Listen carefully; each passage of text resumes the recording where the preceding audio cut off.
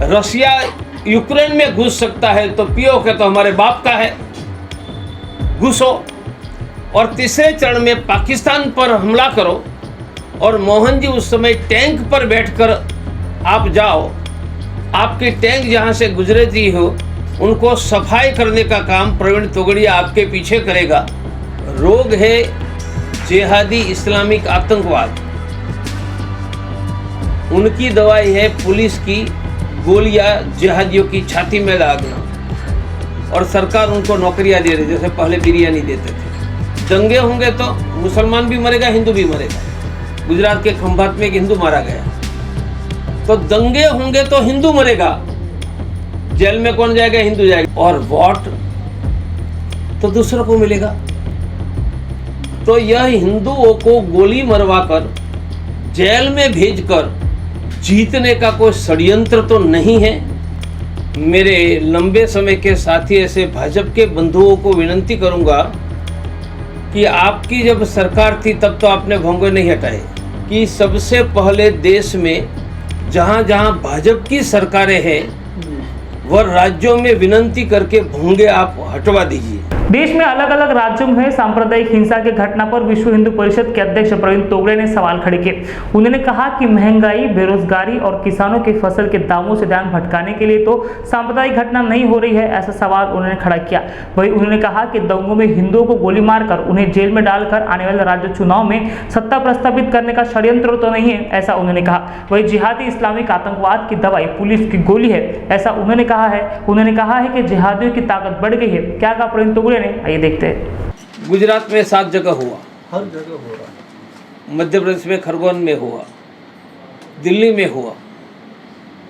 यह बात दो बताती है कि क्या इंटेलिजेंस को पता नहीं था? क्या खरगोन में इंटेलिजेंस को पता नहीं था? गुजरात की हिम्मतनगर में पता नहीं था?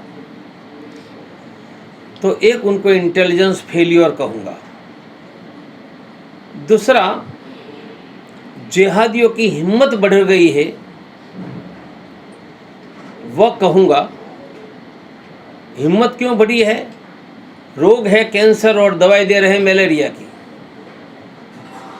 रोग है जिहादी इस्लामिक आतंकवाद, उनकी दवाई है पुलिस की गोलियां जिहादियों की छाती में दागना, और सरकार उनको नौकरियां दे रही जैसे पहले बिरयानी देते थे। इसलिए जिहादियों की हिम्मत बढ़ गई है। और दूसरा लग रहा है कि चुनाव आ रहे हैं अलग अलग जगह पर, तो महंगाई, बेरोजगारी, किसानों के फसल के दाम, महंगाई, उन पर से ध्यान हटाने के लिए तो नहीं हो रहा है। ये चिंता हिंदुओं की रक्षा करने वाले और बेरोजगारी के विरुद्ध आवाज़ उठाने वाले मेरे लिए भी चिंताजनक इसलिए है, दंगे होंगे तो मुसलमान भी मरेगा, हिंदू भी मरेगा। गुजरात के खंभात में एक हिंदू मारा गया, तो दंगे होंगे तो हिंदू मरेगा, जेल में कौन जाएगा? हिंदू जाएगा। दिल्ली में भी कल हिंदू लड़के को पकड़ा है। और वोट तो दूसरों को मिलेगा। तो यह हिंदुओं को गोली मरवाकर जेल में भेजकर जीतने का कोई षड्यंत्र तो नहीं है। यह गंभीर चिंता ध्यान में आ रही है। देश के सभी, अभी ही दंगे क्यों शुरू हुए भाई? आज से 10 वर्ष पहले लाउडस्पीकर भोंगा हटाने की मांग इसी महाराष्ट्र में हमने करवाई थी, और पिछले 2 वर्षों से उत्तर प्रदेश में यह मांग हमारे द्वारा चल रही है। तो मैं चाहूँगा कि पूरे देश में मस्जिदों से लाउडस्पीकर हट जाए और कान के डॉक्टरों का थोड़ा बिजनेस कम हो, क्योंकि लाउडस्पीकर के कारण फिर सुनना कम होगा जाता तो कान के डॉक्टर पर जाना पड़ेगा। दूसरा मुझे बताना है कि हमारे सम्माननीय मोहन जी भागवत ने कहा कि 15 वर्ष में अखंड भारत हो जाएगा। मैं मोहन जी के ये वक्तव्य का स्वागत और समर्थन दोनों करता हूँ। मेरा दृढ़ विश्वास है कि मोहन जी अपने ही जीवन में अखंड भारत बनता हुआ देखेंगे। पर मोहन जी को मैं याद दिलाता हूँ कि सत्ता में नहीं है तब वचन देना होता है, सत्ता में है तब करके दिखाना होता है। तो मोहन जी, अब वचन देने का आपका अधिकार पूरा हो गया है, क्योंकि आपके स्वयंसेवकों की सरकार और जिनके पास 15 लाख की सेना है, अब करके दिखाने का समय आया है। इसलिए मेरा सुझाव है कि आपका स्वागत समर्थन करते हुए 7 वर्षों से कश्मीर के हिंदुओं को नहीं बसाया है, 1 महीने में कश्मीर के हिंदुओं को बसाए और मोहन जी भागवत स्वयं कश्मीर घाटी के गांव में कश्मीरी हिंदुओं के साथ एक रात रहे, यह अखंड भारत का पहला कदम होगा। दूसरा कदम, POK पाक अधिकृत कश्मीर पर कब्जा करो और मोहन जी वहां जाकर संघ की शाखा लगाओ। प्रवीण तोगड़िया इस शाखा में नमस्ते सदा वत्सले करने के लिए आएगा। मैं स्वयंसेवक के नाते आप सरसंघ चालक हूँ, पर POK में संघ की शाखा लगाओ। मोहन जी सरसंघ चालक सलामी प्रणाम ले और प्रवीण तोगड़िया खड़ा होकर प्रणाम करे, ये POK में करवाओ। दूसरा चरण है, यह 6 महीने में पूरा करो। भारत की 15 लाख की सेना है, रसिया यूक्रेन में घुस सकता है, तो POK तो हमारे बाप का है, घुसो। और तीसरे चरण में पाकिस्तान पर हमला करो और मोहन जी उस समय टैंक पर बैठकर आप जाओ, आपकी टैंक जहाँ से गुजरे थी हो उनको सफाई करने का काम प्रवीण तोगड़िया आपके पीछे करेगा। भोंगा हटाने की मुहिम चली है।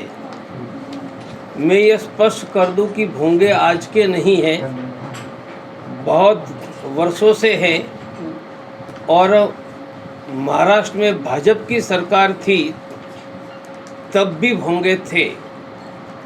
सर्वोच्च न्यायालय ने आदेश दिया है कि रात को 10 बजे के बाद और सूर्योदय तक कोई भोंगा नहीं बज सकता है।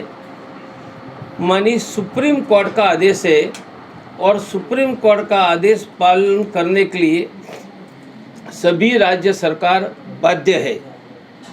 मैं मेरे लंबे समय के साथी ऐसे भाजपा के बंधुओं को विनती करूंगा कि आपकी जब सरकार थी तब तो आपने भोंगे नहीं हटाए,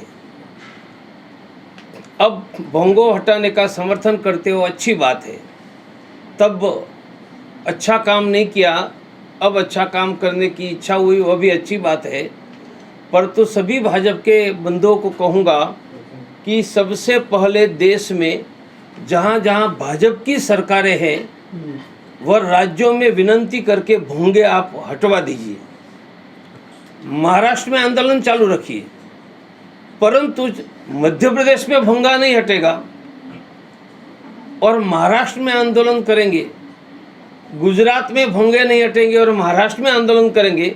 भोंगे मानी लाउड स्पीकर देश के लोगों के लिए, यह तो उचित नहीं है।